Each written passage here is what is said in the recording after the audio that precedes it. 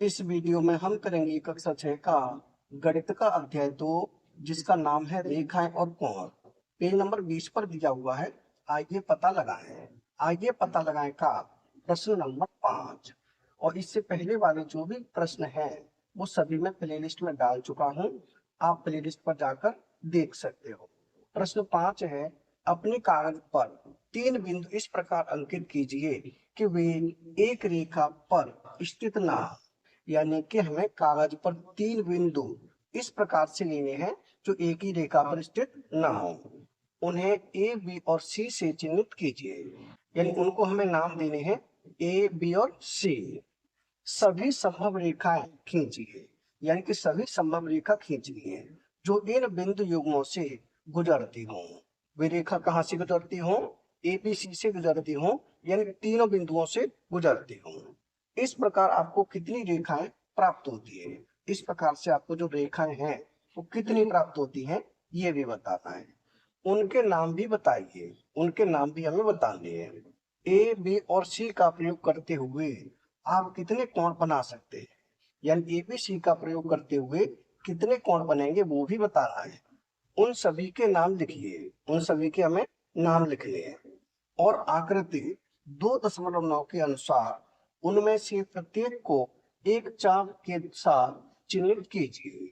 और आकृति 2.9 के अनुसार उनमें से प्रत्येक को एक चाप के साथ चिन्हित करना है। तो अब हम करते हैं इसे हल। सबसे पहले हमें क्या करना है? कागज पर 3 बिंदु ले लिए। वो 3 बिंदु इस प्रकार से लेने हैं कि एक ही रेखा में स्थित ना हो। उनको नाम दे देने हैं ए, बी, सी।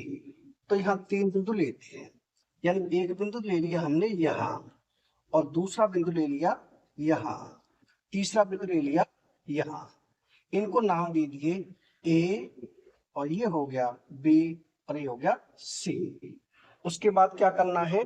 सभी संभव रेखाएं खींचिए जो इन बिंदु युग्मों से गुजरती हो। यानी इन तीनों बिंदुओं से गुजरती हो ऐसी रेखा हमें खींचनी है। तो इन सबको हमें मिलना है।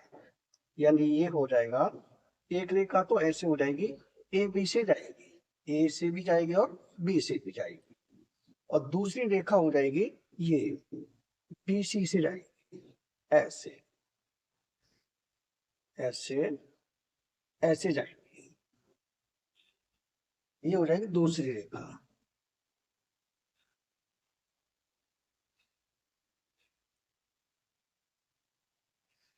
ये हो जाएगी दूसरी रेखा। और तीसरी रेखा हो जाएगी ये ए, सी। ए, सी को मिला देंगे, आगे तक बढ़ जाएगी। ये हो जाएगी तीसरी रेखा।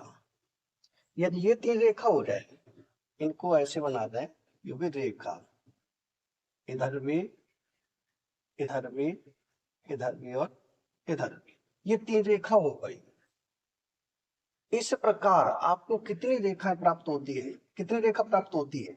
3 रेखा प्राप्त होती है, 1, 2 और 3। उनके नाम भी बताइए। उनके नाम बताएं पहले। तो यहाँ लिखे रेखा है, रेखा है। रेखा कौन कौन सी है? एक तो हो जाएगी ए, बी। तो यहाँ लिखते हैं ए, बी, ए, बी। ये हो जाएगा रेखा का निशान। दूसरी रेखा हो जाएगी बी, सी। तो यहाँ लिखते हैं बी, सी। ये हो गई दूसरी रेखा। और तीसरी रेखा हो जाएगी ए, सी। यहाँ लिखते हैं ये ए, सी, ए, सी। ये हो गई तीसरी रेखा। आगे है प्रश्न, ए, बी और सी का प्रयोग करते हुए आप कितने कोण बना सकते हैं? यानी कि अब हमें बताना है कि ए, बी, सी का प्रयोग करते हुए कितने कोण बन सकते हैं। उन सभी के नाम लिखिए। उन सभी के हमें नाम भी लिखने हैं। तो एक कोण तो यहाँ बनेगा ये वाला, दूसरा यहाँ बनेगा, और तीसरा बन जाएगा ये। 3 कोण बनेंगे। तो यहाँ लिखें कोण। कोण, पहला कोण ये है, तो हम इसे इधर से भी ले सकते हैं और इधर से भी ले सकते हैं।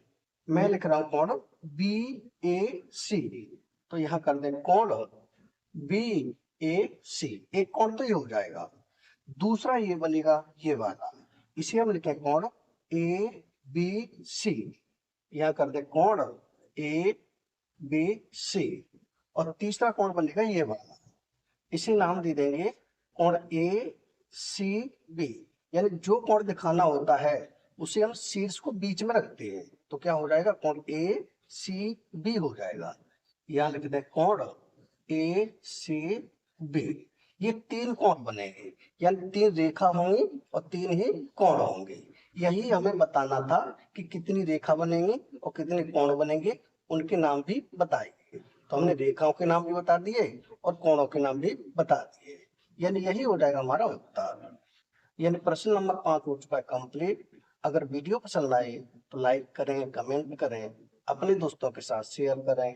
धन्यवाद।